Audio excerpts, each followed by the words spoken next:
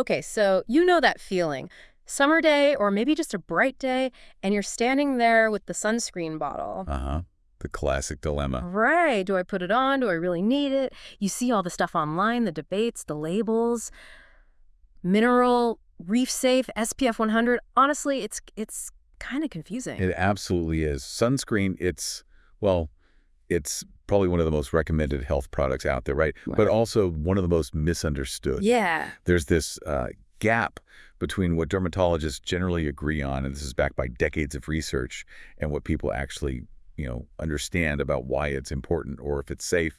The internet noise is just overwhelming sometimes. Yeah, and that's exactly why we're doing this deep dive today. We got this great stack of articles, research notes from you, our listener, and our mission is basically to cut through all that confusion. Right. We want to take apart the misinformation, figure out what those labels really mean, and dig into what the science actually says. We'll hit those big questions. Do you need it every single day, even if it's cloudy? Yeah, that's a big one. Are the chemical ingredients safe? What SPF number should you really be looking for? And, what even is SPF anyway? It's more than just a number, right? Exactly. And look, the consensus among dermatologists, health organizations, it's pretty clear. Sunscreen, used right, is essential. It's safe, it's effective for preventing skin problems, including serious cancers, and even helps with, how your skin ages. But our collective understanding, it could definitely use a refresh. A science-backed update is, overdue. Totally. And here's the really interesting part, the unexpected turn. This isn't just about your skin. We're going to uncover some surprising connections, like how the sunscreen you choose might link up with these huge environmental issues like, believe it or not, the ozone layer. Yeah, that connection is often missed. So get ready. That tube of SPF is about to look a whole lot bigger. Okay, let's start at the beginning. The sun. We know it's essential, right? Gives us warmth, light. Life on Earth depends on it. Photosynthesis, ecosystems. Absolutely vital. Couldn't be here without it. But like a lot of powerful things, it's got a downside. And the downside is ultraviolet radiation, UV. Invisible rays. Exactly. Invisible, but powerful enough to get into our skin and actually damage our cells, like at the molecular level. Understanding that duality, the good stuff, the warmth, versus the potential harm from UV, that's really step one to understanding why sunscreen matters. Right. Harnessing the good, mitigating the bad. Precisely. And when we talk UV, there are mainly two types that reach us down here, right? UVA and UVB. Let's break those down because they do different things. UVB, that's the one people usually think of first, the sunburn one. Spot on. Yeah. UVB is the main culprit for that immediate red, painful sunburn. It's got a shorter wavelength, so it mostly hits the top layers of your skin, the epidermis. Okay. And when it hits, it causes direct damage to the DNA inside your skin cells. Think of DNA as like the instruction manual for your cells. The blueprint. Yeah, the blueprint for everything the cell does. UVB comes in and basically causes typos, breaks, kinks in that blueprint, direct damage. So UVB is like the immediate punch. What does that DNA damage actually do long term? How does it become cancer? Is it just bad copies being made? That's a great way to think about it. Yeah. Your cells try to fix those DNA errors, but sometimes the repair job isn't perfect. Or maybe the damage is too much to fix properly. Those mistakes, those uncorrected typos, those are mutations. And if those mutations happen in the genes that control how cells grow and divide, well, that can lead to cells growing out of control. Which is cancer. Which is the definition of cancer. It's usually not just one hit, it's damage piling up over time, making the cell more likely to go rogue. So that bad sunburn you got years ago, even though it healed, it might have left behind some of those mutations. Wow. Okay. That's a sobering thought. But then there's UVA. This one feels a bit sneakier, maybe, goes deeper. It does feel sneakier, partly because the damage isn't always as obvious right away as a burn. UVA has a longer wavelength, penetrates deeper into the skin, down into the dermis. Where the collagen is. Exactly. Collagen, elastin, the stuff that keeps skin firm and bouncy. UVA also contributes to skin cancer risk, but a big part of its damage comes from creating oxidative stress. Oxidative stress. What's that exactly? It's basically an imbalance. UVA generates these unstable molecules called free radicals in those deeper skin layers. These free radicals then attack and break down things like collagen and elastin. It's less like a direct hit to the DNA blueprint and more like causing chaos and decay in the skin structure, plus it causes chronic inflammation.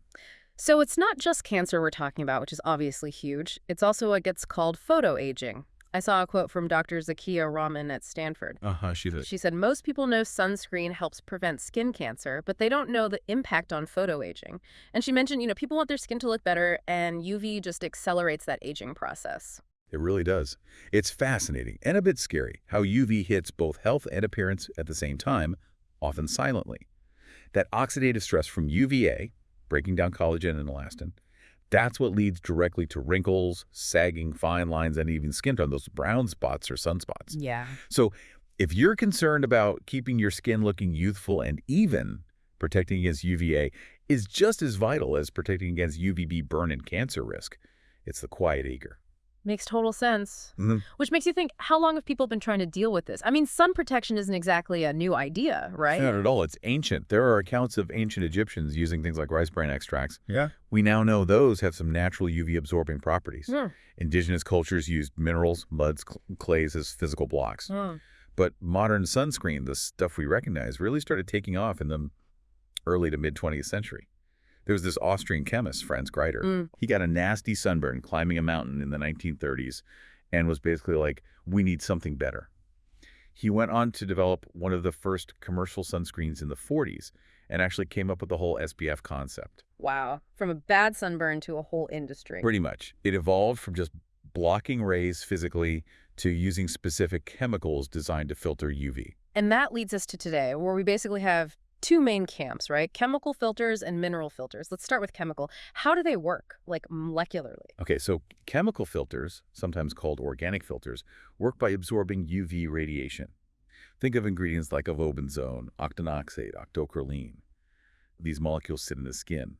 When a UV photon, like a little packet of energy, hits one of these molecules, the molecule absorbs that energy. Instead of letting it damage your skin cells, the molecule gets excited, changes shape slightly for a split second, and then releases that absorbed energy as a tiny, harmless amount of heat. So it kind of neutralizes it. Exactly. It deactivates the harmful energy. Then the molecule snaps back to its original shape, ready to absorb more UV. It's a continuous cycle. A big plus is they often feel nicer on the skin, clearer, less greasy, and can provide really good broad-spectrum coverage, meaning both UVA and UVB. Okay, then there are the mineral ones, often called physical filters. How are they different? Do they just bounce the light? Pretty much, yeah. Mineral filters, the main ones are zinc oxide and titanium dioxide work differently. They create a physical barrier on the surface of the skin. Like tiny shields. Like tiny shields or mirrors. Their particles literally deflect and scatter the UV rays away before they can penetrate the skin. Now, historically, this is what caused that notorious white cast. The ghost look. Exactly. Because the mineral particles used to be relatively large, you could see them. But technology's improved hugely. They can now mill these minerals down into superfine particles, micronized or even nano-sized. So they're less visible. Much less visible. They still block the UV physically, but the formulations are way more sheer and cosmetically elegant now. Zinc oxide is particularly good because it naturally covers both UVA and UVB well. Titanium dioxide is also great, mainly for UVB, but offers some UVA too. Often you'll see them used together. Right, and that white cast issue. Yeah. That's been a huge barrier for people, especially with darker skin tones. It's great that tech has improved.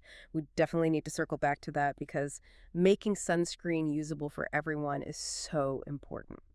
Okay, so we've got the science basics, but let's be real. Sunscreen is it's a minefield of confusion online, isn't it? All these debates, worries, misinformation flying around. It seems like there's always some new scary headline. It really is a hot topic. And you're right. Yeah. The concerns about ingredients, effectiveness, even whether we need it at all, they seem to have really gained steam recently, especially on social media with claims that aren't always, backed by solid evidence. It makes it tough for people trying to do the right thing for their health. One of the biggest ones you hear constantly is about chemical filters potentially being hormone disruptors.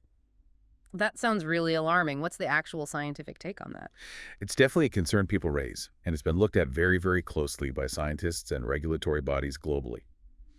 The strong scientific consensus is that there's no definitive evidence linking chemical sunscreen filters to hormone disruption or related health problems in humans at the levels we're exposed to through normal sunscreen use. So where does the concern come from? A lot of it comes from studies done on animals, Yeah. often using extremely high doses like feeding rats massive amounts, or studies done on cells in a lab dish Right. in vitro. Okay. Those conditions are very different from applying sunscreen to human skin in the real world. Our bodies process these ingredients, We absorb very little systemically, and we excrete them. Those high-dose lab studies just don't reflect typical human exposure. That context is crucial. So, extreme lab conditions don't equal real-world risk for hormone issues. What about things like skin irritation or allergies? Are those real concerns? Because I definitely know people who say certain sunscreens make them break out or get itchy. Oh, absolutely. Those are very real and much more common concerns. While the hormone thing isn't supported by human data, some ingredients can definitely cause skin irritation or allergic reactions in certain individuals. Like what kind of ingredients? Well, Dr. Joyce Tang at Stanford pointed out that sunscreens have preservatives to keep them stable and germ-free. Things like methylisothiazolino, for example. Sometimes it's the chemical filters themselves or fragrances or other additives in the formula that can trigger sensitivity, maybe even get activated by the sun, causing redness, itching, what dermatologists call allergic contact dermatitis. Okay, so if you do have sensitive skin or you've reacted badly before, what's the advice? Just avoid sunscreen. No, definitely not avoid. The advice, especially from dermatologists like Dr. Tang, is to look for mineral-based sunscreens, the ones with zinc oxide or titanium dioxide. Physical blockers. Right. And specifically look for ones that are labeled fragrance-free and additive-free or for sensitive skin. These tend to be much gentler. Doing a little patch test on your arm before slathering it all over your face is also a smart move if you're prone to reactions. Good tip. Okay, let's switch gears to another huge debate. Vitamin D. You hear it all the time. I don't wear sunscreen because I need the sun for vitamin D. Ah, yes, the vitamin D defense. It's super common. People are rightly concerned about getting enough vitamin D for bone health, immune function, all that. But does sunscreen really block it completely? Dr. Tay was really clear on this. She said you can absolutely get enough vitamin D through diet and supplements. The reality is, while, yes, your skin makes vitamin D when exposed to UVB, the amount blocked by typical sunscreen use is pretty minimal. Minimal, really. Yeah. Think about it. Most people don't apply it perfectly everywhere, every single day, reapplying constantly. You still get incidental sun exposure, just walking around, sitting near a window, those few minutes before you put it on. True. And our bodies are actually quite efficient at making vitamin D.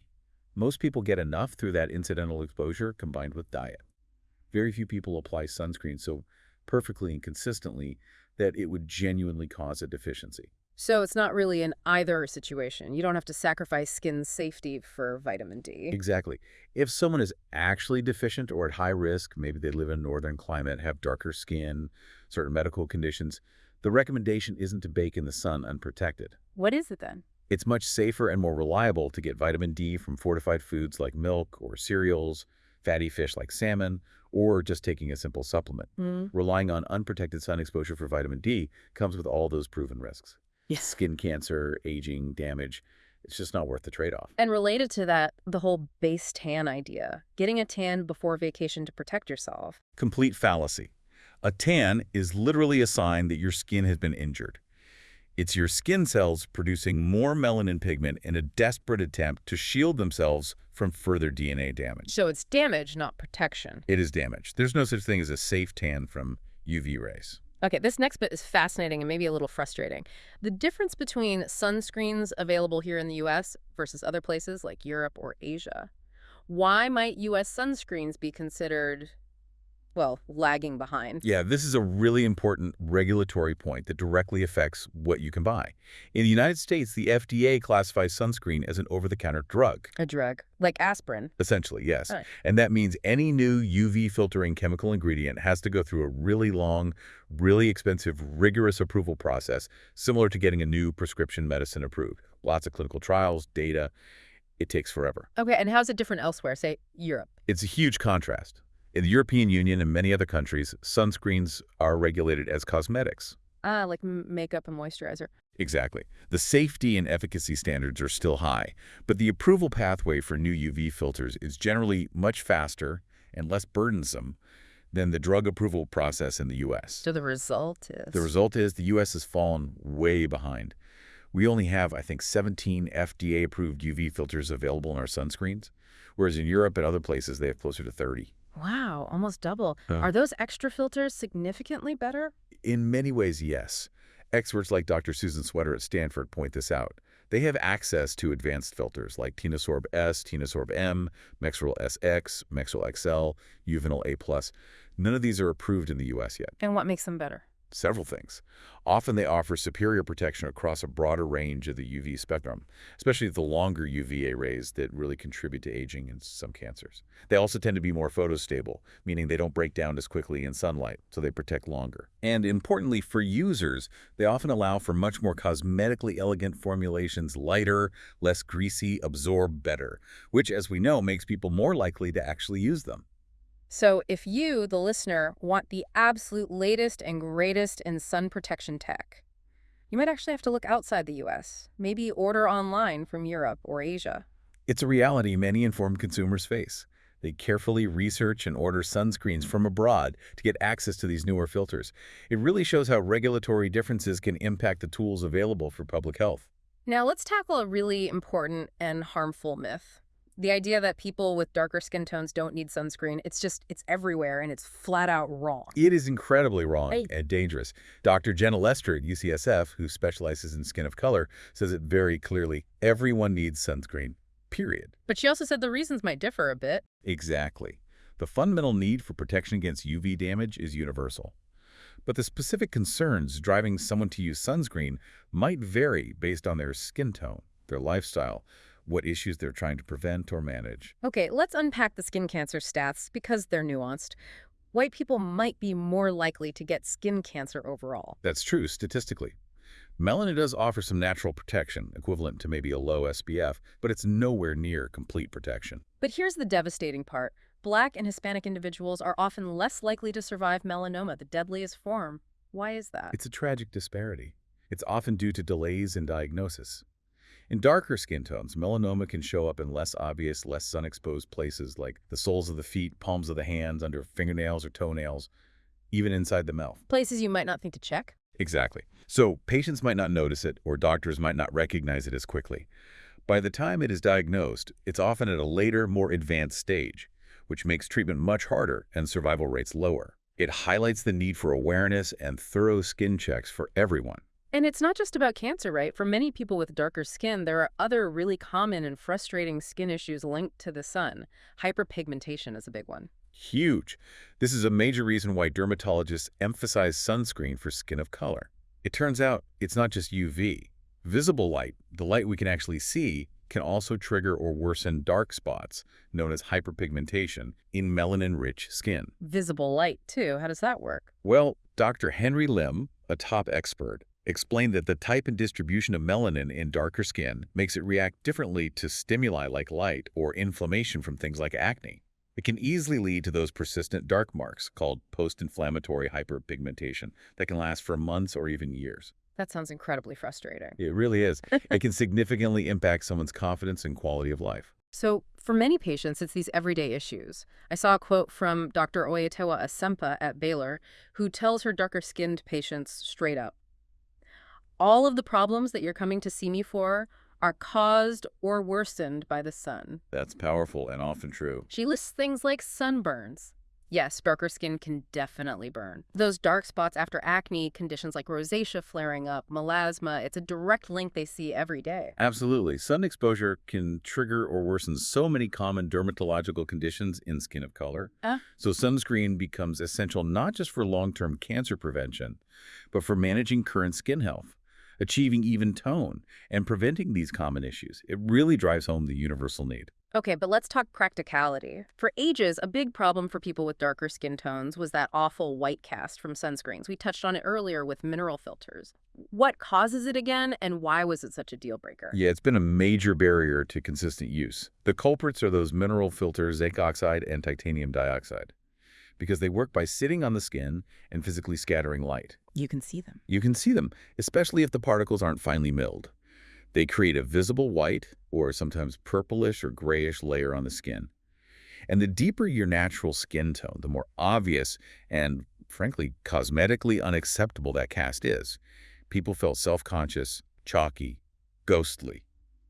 Just not something you want to wear daily. So what changed? What's the solution now? Because you can't just tell people to deal with looking like a ghost. The big game changer has been the development and refinement of tinted sunscreens. along with those improvements in milling the mineral particles smaller. Tinted sunscreens, how do they work? They basically add pigments, usually iron oxides, to the sunscreen formula. These pigments do two key things. First, they counteract that white cast by providing a tint that helps the sunscreen blend much more seamlessly into a range of skin tones. Makes it look invisible, or even provide a bit of evening coverage like a light foundation. Okay, solves the cosmetic issue. What's the second thing? The second and really important benefit is that those iron oxide pigments also help block visible light. Ah, the light that triggers hyperpigmentation. Exactly. So tinted sunscreens offer this dual benefit. They look better on the skin, and they provide extra protection against the very thing, visible light, that causes those dark spots so many people are trying to prevent or treat. It makes people much more willing and likely to use sunscreen consistently. That's brilliant. So they often use iron oxides specifically. Yes, iron oxides are the most common pigments used. They come in various shades to match different skin tones and are very effective at blocking visible light, particularly blue light, which is a known trigger for hyperpigmentation. They also boost the protection against UVA radiation. So tinted mineral sunscreens with iron oxides are often considered the gold standard for people prone to hyperpigmentation or melasma. It really feels like these newer options are making sunscreen much more inclusive. It supports that advice from Dr. Lester. It's about trying to make it a daily habit, consistency over intensity. Finding something you like using is key. Absolutely. Consistency over intensity is the mantra. A sunscreen you love and use every single day, even if it's SPF 30, is way more effective in the long run than an SPF 100 plus that feels awful and sits in the drawer. Compliance is everything. Okay, we know what sunscreen does and who needs it. Let's get down to the nitty-gritty, how to use it. Because apparently, most of us are doing it wrong, particularly when it comes to how much. Dr. Tang had that great analogy. The wall painting one. Yeah. It's like painting a wall with a fine mist versus using a roller, and that really hits home the biggest mistake. People just don't use enough. It's so true, and it's probably the single biggest factor limiting sunscreen effectiveness in the real world, that SPF number on the bottle. It's based on applying a specific, quite generous amount, 2 milligrams per square centimeter of skin. Which means what in practical terms? It means most people only apply about a quarter to maybe half of the amount needed to actually achieve the labeled SPF protection. So if you're lightly applying an SPF 30, you might only be getting the protection of an SPF 10 or 15, maybe even less. Wow. Okay, so what are the guidelines? How much should we actually be slathering on? For the face alone, the general rule is about a nickel-sized dollop, or maybe visualized as the length of 2 fingers index and middle finger. That usually covers the face, ears, and front of the neck adequately. 2 fingers worth for the face. Got it. And the body. For the body, think about a full shot glass. That's roughly the amount needed for an average adult body in a swimsuit. You need a good, hefty blob for each arm, each leg, your chest, your back. Don't be shy with it. A shot glass full. Okay. And it's not just once a day, right? Reapplication is key. Absolutely critical. Sunscreen isn't a set it and forget it thing. You need to reapply it every 2 hours if you're continuously outdoors. And even more often if you're swimming, sweating a lot, or toweling off. Yeah. Water, sweat, and friction, just remove it. Reapplication is non-negotiable. I love Dr. Tang's 2-week bottle rule for putting quantity in perspective. Can you remind us of that? Yeah, it's a great reality check. She said if an active person using sunscreen regularly on exposed skin has a standard 6 or 8 ounce bottle lasting them the whole summer, there's just no way they're using enough. Right. If you're truly applying the correct amount and reapplying as needed when you're frequently outdoors, that bottle should realistically only last you about 2 weeks. Maybe 3 at most. 2 weeks. That's a serious wake-up call for anyone whose bottle gathers dust for months. It really highlights the discrepancy between recommended use and actual use. And quickly on sprays, they're convenient, sure, but it's really hard to get even coverage and apply enough. Yeah, you just kind of missed and hope. Exactly. You often miss spots, and you don't build up that necessary protective layer. The best way to use a spray is to spray it generously into your hand first, and then rub it thoroughly onto your skin like a lotion. Okay, let's decode SPF sun protection factor. Yeah. We see the numbers 15, 30, 50, 100 plus pimple. Is higher always significantly better? Is SPF 50 twice as good as SPF 25? That's a super common assumption, but nope, it's not linear like that. The protection increase isn't directly proportional to the number. How does it break down then? Okay, think percentages of UVB blocked. An SPF 15 blocks about 93% of UVB rays. SPF 30 blocks about 97%. SPF 50 blocks about 98%. So the jump from 15 to 30 is bigger than 30 to 50. Exactly. You get a 4% increase going from 15 to 30, but only a 1% increase going from 30 to 50. Yeah. And going above SPF 50, the added benefit is tiny, like less than 1%. SPF 100 isn't blocking 100%, maybe it's 99%. The curve really flattens out. Okay, so if the extra protection from, say, SPF 50 to SPF 100 is minuscule, why do dermatologists often recommend higher SPFs, like 50 or even higher? Is it just overkill? It's not really about the tiny extra percentage points if you're applying perfectly. It goes back to that quantity problem we just talked about. Ah, compensating for underapplication. Precisely. Dr. Zakiya Rahman explained it well. Since we know most people don't apply enough, starting with a higher SPF like 50 gives you a safety margin. If you underapply your SPF 50, you might still end up getting protection closer to an effective SPF of 25 or 30, which is still good. If you underapply an SPF 15, you might be getting very little protection at all.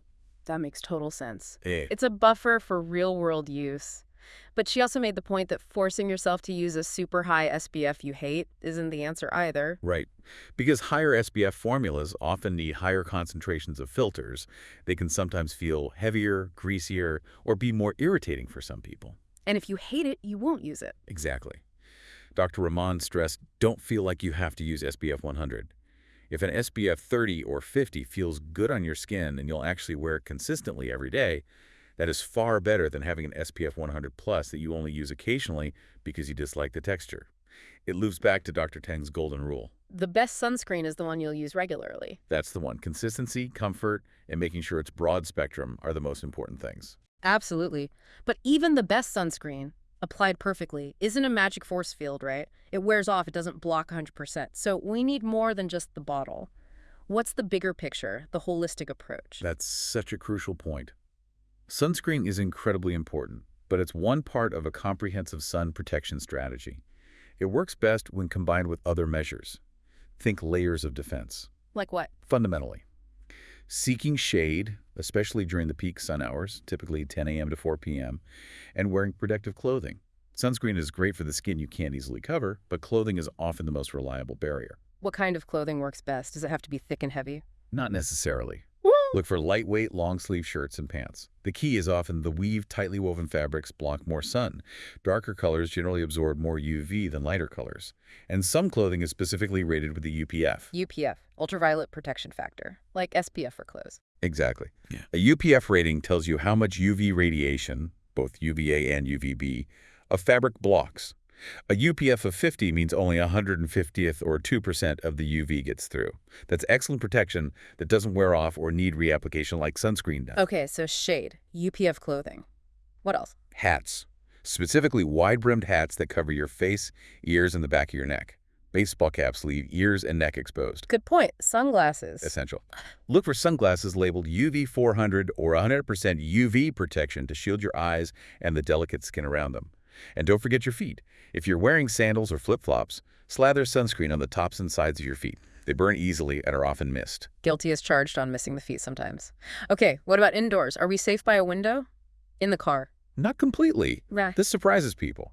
Standard window glass, like in cars and homes, blocks most UV, the burning rays, pretty well. But it lets a lot of UVA, the aging and deep damaging rays, pass right through. Yeah. So you can still get significant cumulative UVA damage over time, just from sitting near a window regularly or during long drives. Think about truck drivers, who often have more sun damage on their left side. It's why daily protection is important. Even if you're mostly indoors or it's cloudy, UVA is sneaky. So wrapping up this section, finding the best sunscreen really is personal. Totally personal. What are the key things you, the listener, should look for again when choosing? Number one, make sure it says broad spectrum on the label. That means it protects against both UVA and UVB. That's non-negotiable. Okay. Then think about your skin type. Sensitive. Maybe lean towards mineral, fragrance-free. Concerned about aging or hyperpigmentation, look for good UVA protection, maybe a tinted option. Active or swim a lot. Water resistance is key. And find one you like the feel of. Yes. Whether it's mineral, chemical, or a hybrid, find a texture you don't mind putting on every single day. That's the ultimate goal. Try samples if you can. And all this advice, it's not about hiding from the sun entirely, is it? Dermatologists want us outside. Absolutely. They stress the benefits of being outdoors for fitness, mental health, vitamin D, which you'll still get enough of incidentally or through diet supplements, It's not about fear, it's about being smart, minimizing the known risks from UV, and developing consistent protective habits so you can enjoy the outdoors safely. Okay, now for the part that might really surprise you. We've talked skin health, UV rays, application, but your sunscreen choice, it actually connects to something massive, the health of our planet's ozone layer and even climate change. Right. This connection is, well, it's pretty mind-blowing. It is a surprising link for many people, and it really elevates the conversation beyond just personal health. It shows how our daily habits can ripple outwards and have these larger environmental consequences we might not even consider. Let's start with the basics, the ozone layer. Remind us what it is and why it's so critical. Sure, the ozone layer is basically this region high up in our stratosphere, miles above the Earth. Yeah. It's got a higher concentration of ozone gas, O3, and its absolutely vital job is to act like Earth's natural sunscreen. Filtering the UV. Exactly. It absorbs most of the harmful UVB radiation and a good chunk of UVA before it can reach the surface and harm us. Plants, animals, entire ecosystems. Without it, life as we know it just wouldn't be possible. The UV levels would be dangerously high. And we had that scare back in the 80s, right? The ozone hole, that felt like a huge environmental crisis. It was a massive crisis. Scientists discovered this thinning, this hole, mainly over Antarctica, and they linked it directly to chemicals we were producing, specifically CFCs, chlorofluorocarbons. Stuff in refrigerators and spray cans? Yeah, refrigerants, aerosol propellants, solvents. These chemicals were drifting up to the stratosphere and literally eating away at the ozone layer. But the amazing thing is what happened next. The Montreal Protocol. Exactly. The world came together, listened to the science, and agreed on the Montreal Protocol in 1987 to phase out these harmful chemicals. And it worked. The ozone layer is slowly recovering. It's actually one of the biggest environmental success stories we have. That's incredible. A real example of global action making a difference. It really is. It shows we can tackle huge environmental problems when there's political will and international cooperation. It offers hope for things like climate change. Okay, so that's the ozone success story. But how does sunscreen fit into this? How can something we rub on our skin affect the ozone layer or climate change? This is the bit that feels really unexpected. It is unexpected, and the science here is complex and still evolving, especially regarding direct atmospheric ozone impact. But concerns have been raised primarily about certain chemical sunscreen ingredients, specifically oxybenzone and octinoxate. Those two again. What's the concern? The main concern, which is better documented, is their impact when they wash off our skin in the shower, swimming in the ocean or lakes. These chemicals end up in aquatic environments. Okay. In the water, they can harm marine life, particularly coral reefs. Oxybenzone, even at low concentrations, has been shown to cause coral bleaching, damage coral DNA, and disrupt reproduction. This is why you hear about reef-safe sunscreens. Right. The reef connection is clear. But the ozone layer, how do they get up there? That's the more speculative but concerning part. The hypothesis is that when these chemicals break down in the environment, some of the resulting compounds might be volatile enough to eventually make their way into the atmosphere. Once there, through complex chemical reactions, they could potentially interfere with the ozone chemistry, similar to how other pollutants do, though likely on a much smaller scale than CFCs. It's an area of active research. So the stuff protecting us from UV might be contributing even slightly to degrading the shield that also protects us from UV. That sounds like a terrible feedback loop. It does highlight a potential vicious cycle. And there's another layer. Climate change itself interacts with the ozone layer. Changes in atmospheric temperature and circulation patterns due to global warming can affect ozone chemistry and potentially slow down the recovery of the ozone layer in some regions. And a weaker ozone layer means more UV gets through. Which can further impact climate. For example, increased UV reaching the oceans can harm phytoplankton. These tiny marine plants are crucial because they absorb enormous amounts of CO2 from the atmosphere. Like underwater forests. Exactly. If UV damages them, they absorb less CO2, leaving more in the atmosphere, which contributes to warming. It's all interconnected in these complex ways. Wow. Okay, that's the aha moment. The sunscreen chemicals harm reefs directly and potentially have atmospheric effects, and this whole system is linked with climate change. It connects my personal choice in the pharmacy aisle right back to global environmental health. Precisely. It really underscores how interconnected everything is. Personal health, ecosystem health, atmospheric health, climate stability. Your sunscreen choice becomes part of that larger picture. That is truly mind-blowing, the scale of it. So, given this connection, what can we actually do? How can we make better choices that protect our skin and are kinder to the planet, to the reefs, maybe even the ozone? It starts with being an informed consumer. Making sustainable choices is key. The most direct action is to look at the ingredients. Avoid oxybenzone and octinoxate. That's the main recommendation, especially if you'll be swimming in natural waters. Look for sunscreens specifically labeled reef-safe or reef-friendly, although be aware the term isn't strictly regulated everywhere, so still check the ingredient list. What ingredients should we look for? Mineral sunscreens using non-nano zinc oxide and/or non-nano titanium dioxide are generally considered the most environmentally friendly options currently available. Non-nano means the particles are larger and less likely to be ingested by coral and other marine life or have other unknown environmental effects. Okay, so check for non-nano mineral filters, avoid oxybenzone and octinoxate. Anything else? You can also support brands that are transparent about their sourcing, manufacturing, and commitment to sustainability. Some brands undergo third-party certifications for environmental responsibility. Choosing those sends a message. And talk about it. Spread the word. Absolutely. Awareness is crucial. Share what you've learned about these connections with friends, family. When more people understand that their choices matter, from sunscreen to other consumer goods, it creates collective pressure for change and encourages more sustainable practices across the board. Every little bit helps build momentum. Wow. What a journey today, seriously. We went from, the basic function of sunscreen on your skin cells all the way up to the Earth's atmosphere and the health of coral reefs. Let's try and boil down the key takeaways. Okay. First off, sunscreen is essential for everyone, every skin tone, not just for preventing cancer, but also for fighting photoaging, hyperpigmentation, other common issues. Right. And how you use it is crucial. Use enough. That 2-finger rule for the face, the shot glass for the body, the 2-week bottle test. Reapply often. And remember, the best sunscreen isn't always the highest SPF number. It's the broad spectrum one you actually like and will wear consistently, every single day. Comfort and compliance trump chasing super high numbers. And then the big one. That surprising global connection. Certain common chemical ingredients like oxybenzone and octinoxate are known to harm marine life like coral reefs, and there are concerns about their potential broader environmental impact, linking back to ozone and climate in complex ways.